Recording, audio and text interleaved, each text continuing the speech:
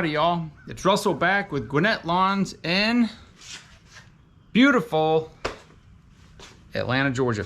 Today is February the 28th, 2021, and on yesterday's video we talked about how to save your tire with a tube. Go watch that video. It's very easy to do and it'll save you some money. So on today's video we're going to be talking about batteries. So the problem I'm having, this is a 2019 Wright 36i standard. This is the original battery it came with, and it was made in May of 2018. Now, the problem is that this interstate battery is no longer holding a charge for very long, so it's got to be replaced. Now, I like interstate batteries. I have no problem with them at all. To get a lawn and garden battery to last that long is pretty good. But here's the problem. Finding that battery in my area, believe it or not, is very difficult. Probably the nearest place is 30 miles away, and I ain't driving 30 miles to go get a battery. Now, here's the thing. There are, I think, 3 major battery manufacturers in the United States. Maybe 4. The largest one is Johnson Controls. Then you have Intersys and East Penn. Now, the interstate batteries are made by Johnson Control. So whatever battery that you're looking at, whether it's Walmart, AutoZone, Valuecraft, Interstate, Duracell, Everready, it doesn't matter. They're made by one of those 3 companies. So I would be perfectly fine replacing that battery with the same battery that came with. However, that's not an option. So I've done quite a bit of research over the last several months, and I have to have a battery that has that exact same dimensions because it will not fit in this box, because there is no room to spare. I mean, not even a 1/4 inch. That's the absolute biggest that it could be. Fortunately, we have several options. So I actually found there's a Batteries Plus near me, and there's a Duracell branded battery, which is made by, I believe, East Penn. And it has, this one here has 300 cold cranking amps, and that one has 350. This battery is 17 pounds and the Duracell battery is 19 pounds. So the quality difference is basically this. Walmart or AutoZone or whoever, Pep Boys, they spec a certain battery. They want it to have a certain number of cold cranking amps and cranking amps, and they want it to come in at this price range. So the battery manufacturers say, okay, well, we can do it if we do this, this, and this. So there's always a compromise. So generally, not all the time, but generally when you're comparing 2 identical batteries,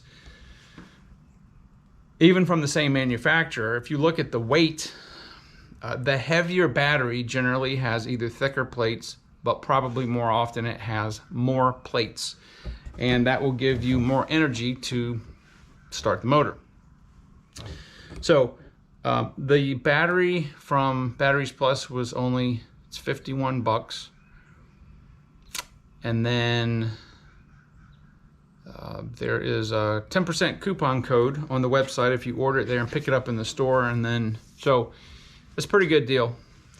That battery right there, that interstate battery, they're between 50 and 60 bucks. So I'm getting a battery that's hopefully will last a little longer. I mean, I'm okay with 3 years on a lawnmower, but I just don't want it to immediately crap out in the customer's yard. That would suck. So that's what I'm gonna go do. Now, one thing you have to remember on these batteries is there's a right and left. Okay, so this battery goes into the mower this way. If I set it right in there, the positive terminal is on this side, the negative terminal is on this side. So when you look at a battery, sometimes it'll say like a U right or U left.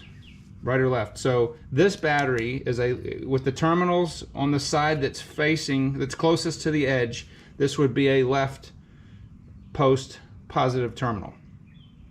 Some of them that have the R, it means it's the right post positive terminal. The terminal would be swapped. Now, because this battery has to go in this way, and I don't have any extra room to have the negative cable stretch all the way over here, it has to be the same exact configuration. So just make sure when you go get a battery, you know where your positive terminal is, because that's how they're designated in this industry. So with that being said, I'm going to go on up to Batteries Plus. I'm going to take that old battery back so I get my $10 core back, and we'll come back and I'll show you exactly what the new battery looks like and what we're going to do to hopefully make it last just maybe a little longer. All right, so I just got back from Batteries Plus, and here is the new battery that's going to go in here. It's the exact same dimensions. It's quite a bit heavier, and here's the part number. You want to pause the video. It's got about 50 more cold cranking amps, and yeah, so I'm going to go ahead and get this installed, and I'll show you guys the very first startup when I get everything hooked up. All right, I've got the battery in here securely, fit perfect. Put some dielectric grease on the terminals. So let's see how this starts.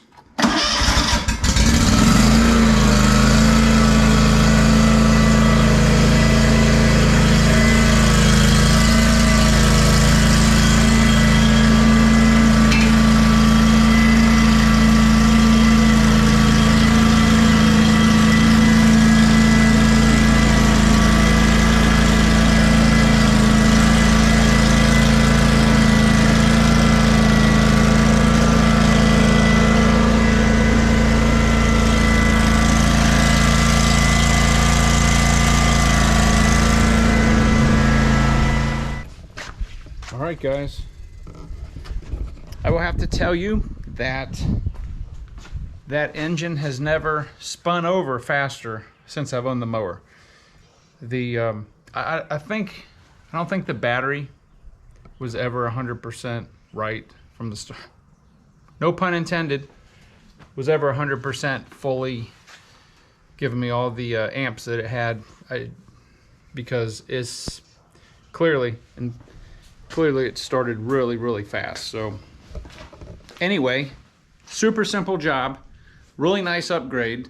So if you guys have that style of battery, if you have that kind of battery, look at Batteries Plus if you have one near you, and see if perhaps you will be able to use that Duracell upgraded battery.